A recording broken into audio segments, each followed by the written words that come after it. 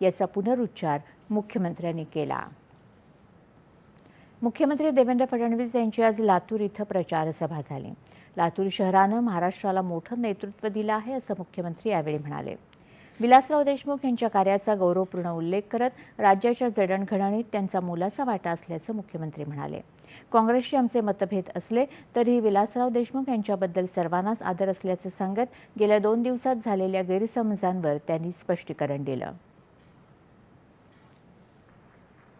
खऱ्या अर्थानं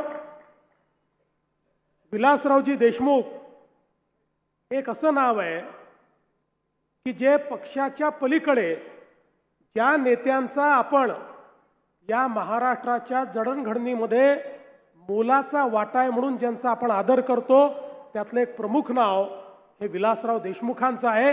हे सांगताना मला या ठिकाणी कुठलाही संकोच नाही। आणि म्हणून 2 दिवसापूर्वी या ठिकाणी काही गोंधळ तयार झाला, काही कन्फ्युजन झालं। आमचे अध्यक्ष या ठिकाणी आले होते।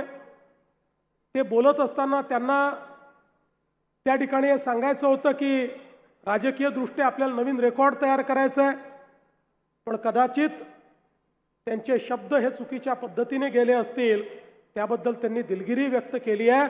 पण मी जाहीरपणे सांगतो, काँग्रेस पक्षाची आमची लढाई असली तरी विलासराव देशमुखांबद्दल आम्हाला नितांत आदर आहे।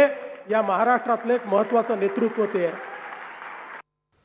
विधानसभा निवडणुकीत अर्चनाताई पाटील यांचा थोडक्यात पराभव झाल्याचा उल्लेख करत फडणवीस यांनी ती कसर महापालिका निवडणुकीत भरून काढा असं आवाहन मतदारांना केलं। लातूरला रेल्वेनं पाणी आणावं लागलं तशी वेळ पुन्हा कधीही येऊ देणार नाही असं सांगत महापालिका निवडणुकीनंतर पाणीपुरवठा योजनेच्या 2ऱ्या टप्प्याला तत्काळ मान्यता दिली जाईल असं आश्वासन मुख्यमंत्र्यांनी दिलं। लातूरमध्ये प्रस्तावित असलेल्या विविध विकास कामांची माहिती देत इथे डॉ. आंबेडकर यांचा 75 फूट इंच पुतळा उभारणार असल्याचे ते म्हणाले। लातूरच्या नाट्यगृहासाठी निधी देण्याचं आश्वासनही त्यांनी दिलं। भाजपची सत्ता आल्यास स्थिर, पारदर्शक आणि विकासाभिमुख महापालिका दिली जाईल असं फडणवीस म्हणाले।